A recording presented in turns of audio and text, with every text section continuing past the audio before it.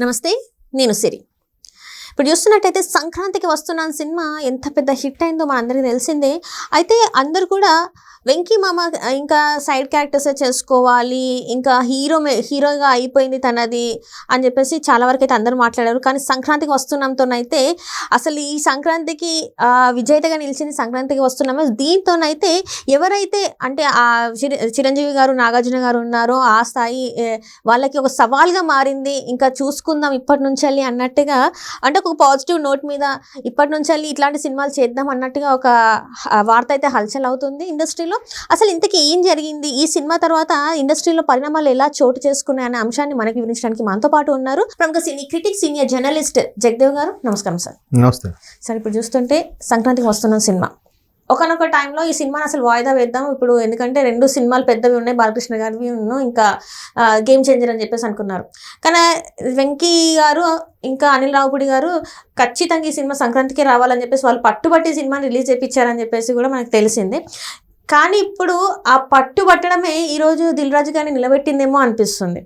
And సినిమాలో and ఇండస్ట్రీలో కూడా కొన్ని సవాళ్ళను, అంటే పెద్ద హీరోస్ ఎవరైతే ఉన్నారో ఆ హీరోస్కి సవాల్గా కూడా మారింది సినిమా అన్నట్టుగా కూడా వార్తలు వస్తున్నాయి. సో అసలు ఏమేమి పరిణామాలు చోటు చేసుకున్నాయి సార్? మీరు పెద్ద హీరోల్లో ఆ సవాల్ అనే టాపిక్ ఏంటంటే, ఇప్పుడు సంక్రాంతికి వస్తున్నాం టైటిలే సంక్రాంతి సినిమాలో సంక్రాంతికి వస్తున్నాం టైటిల్తో వచ్చారు. సంక్రాంతికి బిగ్గెస్ట్ మూవీస్ డాకు మహారాజు, game changer.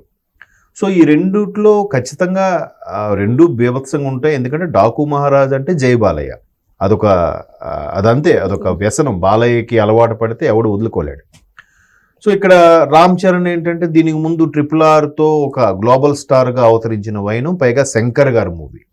So Dil Raju గారి ప్రొడక్షన్, బీభత్సమైన కాంబినేషన్లు కదా అన్నీ కూడా. సో ఇది మినిమం గ్యారంటీ మూవీ. ఎలా ఉంటుందో ఇప్పుడు కూడా minimum guarantee movie game changer. కాకపోతే పట్టుబట్టి కొంతమంది ఒక 28 మంది ఏదో ఒక టీమ్గా తయారై కావాలని బ్యాడ్ ప్రోపగాండా చేశారన్నట్టు కూడా వార్తలో చూసాం.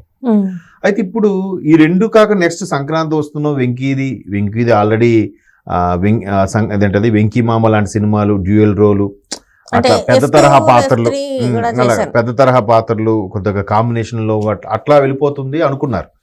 కానీ సంక్రాంతికి 3 బిగ్గెస్ట్ బ్లాక్ బాస్టర్ ఏదంటే సంక్రాంతికి వస్తున్నాను. అసలు ఇది ఇలా రావడం వల్ల ఇప్పుడు బాలయ్య గారు డాకు మహారాజ్ కూడా పర్వాలేదు అనిపించింది, కానీ సంక్రాంతికి వస్తున్నాం అంత హిట్ అయితే కాదు. అంటే బయట పబ్లిక్ టాక్ అలా ఉంది. ఇకపోతే ముందు చిరంజీవి గారి కూడా ముందు సినిమాలు బోలాశంకర్ లాంటివి డిజాస్టర్ అయ్యాయి. వెంకీ అనేసరికి మినిమం గ్యారంటీ. ఇప్పుడే కాదు, ఆయన కెరియర్ స్టార్టింగ్ నుంచి కూడా ఫ్యామిలీ ఓరియంటెడ్. అంటే లాస్ట్ టైం సంక్రాంతికి వచ్చిన సినిమా ఏదైతే సైంధవ్ సినిమా ఉందో అది డిజాస్టర్ అయింది. అసలు వెంకటేష్ గారు ఇలాంటి సినిమా తీయడం ఏంటి అని చెప్పేసి కూడా చాలా మంది ఆయన మీద కొంత ఇలాంటి సినిమా ఏంటి, కెరీర్ అంటే ఈ కెరీర్ ఎండ్ అయినట్టేనా అని కూడా ఆ సినిమా ద్వారా మాట్లాడడం జరిగింది. కానీ ఈ సంక్రాంతికి చూసుకుంటే అసలు ఈయననే ఇప్పుడు టాప్ కలెక్షన్స్ పరంగా కూడా టాప్ పొజిషన్ లో ఉంది. సంక్రాంతికి వస్తున్నాం అంటే ఏంటంటారు ఇది? అదే ఇప్పుడు సంక్రాంతికి వస్తున్నాం మీరు అన్నట్టు సైంధవ్ ఎప్పుడైతే కొద్దిగా అంత ఇది అనిపించిందో, హిట్ అవ్వలేదో, ఇంకా వెంకీ గారి టైం అయిపోయింది. ఇప్పుడు ఎందుకులే దిల్ రాజు గారు కూడా డాకు మహారాజు ఈ 2 ఉన్నాయి కాబట్టి కొంచెం గ్యాప్ ఇచ్చి రిపబ్లిక్ డే టైంలో ఎప్పుడు రిలీజ్ చేద్దాం, సంక్రాంతి తర్వాత ఎప్పుడు అనుకున్నారంట. కానీ అది వెంకీ మాత్రం పట్టుబట్టారంట, లేదు సంక్రాంతికి రిలీజ్ చేయాలి, అనిల్ కూడా నేను చెప్పాను మీరు రెడీ చేసుకోండి అని. ఇదేంటిది, అతని సినిమాయే గేమ్ చేంజర్ ఉంటుంది, అది ఎట్లాగో కలెక్షన్స్ కురిపిస్తుంది, మళ్ళీ ఇదంటే థియేటర్స్ కష్టం అవుతుంది. కానీ వెంకీ ఎలా చేస్తున్నారంటే, లేదు ఈ జోనర్ ఏదైతే ఉందో ఇప్పుడు ఫ్యామిలీ ఆడియన్స్కి కరెక్ట్ కావాలి అని చెప్పడం, టైటిల్ కూడా సంక్రాంతికి వస్తున్నామని పెట్టారంట అనిల్ రావుపూడి కూడా. అంటే మెల్లగా దిల్ రాజు గారు ట్యూన్ చేశారు. సార్ పేరే సంక్రాంతికి వస్తున్నాం కాబట్టి సంక్రాంతి రిలీజ్ చేయకపోతే బాగోదు సార్, అందుకే డ్రాగ్ చేసి ఎలాగైనా దిల్ రాజు గారు కొద్దిగా లేట్ చేద్దాం అనుకున్నారు. కానీ ఇంకా ఆప్షన్ లేక సంక్రాంతి రోజే రిలీజ్ చేయాల్సి వచ్చింది. 14 ఆ రోజే సంక్రాంతి. సో అలా పట్టుబట్టడం వల్ల ఈ 2 కొంచెం మోస్తరుగా తగ్గడం, దానికి ఒక్కసారి కలెక్షన్ వెళ్ళిపోయేసరికి ఇప్పుడు ఎలా అయింది, సంక్రాంతి బరిలో ఎప్పుడు బాలయ్య కానీ చిరంజీవి గారు ఉన్నప్పుడు కంపల్సరీ వాళ్ళిద్దరికి బోల్డ్ సంక్రాంతులు చూశారు. ఈవెన్ వెంకటేష్ గారు కూడా కొన్ని కలిసి ఉందారా లాంటి సినిమాలు నాకు తెలిసి సంక్రాంతి టైంలో ఎప్పుడు వచ్చాయి అప్పట్లో. సో అటువంటి బ్లాక్ బాస్టర్ ఉన్న వెంకటేష్ గారు, సరే ఏముంది ఇప్పుడు ఫ్యామిలీ ఓరియంటెడ్, మహా ఉంటే F2 లా కామెడీ లాగా ఉంటుందేమో, తర్వాత ఇద్దరు ఒకరు భార్య ఇంకోటి గర్ల్ ఫ్రెండ్ అంటున్నారు. ఇది ఈ పోటీకి తట్టుకోలేదులే, అందుకే డిలేగా చేద్దాం, ఏ సినిమాలను అప్పుడు చేస్తే కొంచెం ఆడుతుందిలే అనేది ప్రొడ్యూసర్ దిల్ రాజు గారు ఆలోచన అట. మనకి తెలియదు, ఎవరు ఇండస్ట్రీ మిత్రులు చెప్తే తెలిసింది. ఇప్పుడు ఏమైంది, అందులో ఉన్న కామెడీయే ప్రజెంట్ ట్రెండ్ నడుస్తున్న కామెడీకి సింక్ అవ్వడం, పైగా ఫ్యామిలీతో అందరూ చూడదగ్గ సినిమా అయిపోవడం, ఓ బీభత్సంగా అందరూ సరదాగా నవ్వుకోవడం అనేది ఒక జనరల్గా అంతే కదా. సంక్రాంతికి ఏంటంటే అందరూ ఎవరి ఊర్లు వాళ్ళు చేరుకుంటారు. అది కాక ఎక్కడెక్కడ బయట ఊర్లో విదేశాల్లో పనిచేసే వాళ్ళు కూడా సంక్రాంతికి స్వగ్రామం చేరుకొని అందరితో కలిసి పేకాడుకోవడాలు, తినడాలు, పిండి వంటలు, భోజనం చేయడాలు, ఇవన్నీ చాలా సరదాగా కోడి పందాలను చేస్తారు. మధ్య మధ్యలో ఆటోమేటిక్గా ఎవరు ఏ సినిమా బాగుందిరా, దేనికి వెళ్దామరా అనుకుంటుంటారు.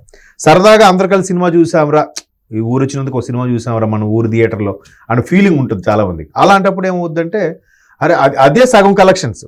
సో ఇది ఏమాత్రం బాగున్నా ఎత్తుకెళ్ళిపోద్ది. కాబట్టి సంక్రాంతికే పట్టుబడితే వెంకటేష్ గారు ఈయన ఇంకా డ్రాగ్ చేయడానికి వీలు లేకుండా టైటిల్ కూడా సంక్రాంతికి వస్తున్నామని పెట్టడం వల్ల ఇంకా 14 రిలీజ్ చేశారు. సో ఎప్పుడైతే రిలీజ్ అయిందో ఆ రెండింటి మీదకి ఇదే బాగుందనే టాకు ఫస్ట్ డే 1 నుంచి కూడా అదే టాక్ ఉంది. కాబట్టి ఇంతకుముందు చూశాను రికార్డ్ అంట 276 crores ఎంతో 13 రోజుల్లో. సో మరి వెంకీ గారి టైం అయిపోయింది. వెంకీ గారు ఏంది ఇంకా డ్యూయల్ హీరోగా చేయడమే లేదంటే అతిథిపాత్రలు చేసుకోవడమే అన్న వాళ్ళందరికీ ఇది ఒక చెంపపెట్టులాగా అనిపించింది. పైగా కామెడీలో ఆయన ఎక్స్ప్రెషన్స్ అనేది కొట్టేవాడే లేడు. ఇప్పుడు నుంచి కాదు, నువ్వు నాకు నచ్చావు ఆ టైం నుంచి కూడా ఎలా ఉంటుంది అసలు. వెంకటేష్ ఉన్నారంటే ఇంకా మధ్యలో కమెడియన్ కూడా అవసరం లేదు. ఆయన ఎక్స్ప్రెషన్ అంటే హీరో ఎలివేషన్ ఉంటూనే కామెడీకి అంత ప్రాధాన్యత ఉండే సినిమాలు చాలా చేశారు. ఇప్పుడు నువ్వు నాకు నచ్చావు ఆ రోజులో బిగ్గెస్ట్ హిట్. ఇప్పుడు కొంతమంది కొన్ని జానర్లో ట్రై చేసినా అందరూ ఏమనుకున్నారంటే ఇది వెంకీకి అయితే బాగుండేదేమరా అలా అనుకున్న వాళ్ళు చాలా సందర్భాలు ఉన్నాయి. సో అంతగా ఫ్యామిలీ ఆడియన్స్కి అట్రాక్ట్ అయిన వెంకీ ఈ పండగ సీజన్కి ఆ టైటిల్కి ఆయన పర్ఫార్మెన్స్కి పైగా భార్య ఒకటి ఎక్స్ గర్ల్ ఫ్రెండ్ కాన్సెప్ట్కి సింక్ అయిపోయి బ్లాక్ బాస్టర్ అయిపోయింది. బ్లాక్ బాస్టర్ అయిపోయింది. డాకు మహారాజ్ దాంతో పోటీగా అయితే లేదు కదా. ఓకే పర్వాలేదు, జై బాలయ్య దీంట్లో నడుస్తుంది, కానీ దాంతో పోటీ పడలేకపోవడం ఇప్పుడు ఖచ్చితంగా మరి ఆ తరం హీరోలందరికీ సవాల్ విసిరినట్టే కదా. ఇప్పుడు వీళ్ళందరూ ఇప్పుడు చిరంజీవి గారు, బాలయ్య గారు, నాగార్జున గారు, వెంకటేష్ గారు వీళ్ళందరూ ఆల్మోస్ట్ 1 or 2 years వేరియేషన్లో ఉండే ఒక కాలము సమకాలికలు వీళ్ళందరూ. సో ఖచ్చితంగా అది అనిపిస్తుంది, అబ్బా వెంకీ ఈసారి కుట్టాడే మనము కొట్టాలి అనే ఒక హెల్దీ అట్మాస్ఫియర్ క్రియేట్ అవుతుంది. సో దిల్ రాజు గారు కూడా అది ప్రెస్ మీట్లో అదే చెప్పారు. గేమ్ చేంజర్తో కొంచెం నేను భయపడ్డాను, ఇబ్బంది పడ్డాను, కరెక్ట్ టైంకి వెంకీ గారు నిలబెట్టేశారు అని. ఇంకోటి ఏంటంటే అనిల్ రావిపూడి వెంకటేష్ గారి కాంబినేషన్లో ఇది 3 హిట్లే. F3 కూడా ఆడేసింది, చాలా బాగా స్టార్ కాస్టింగ్ అవన్నీ ఉండేటప్పుడు కూడా.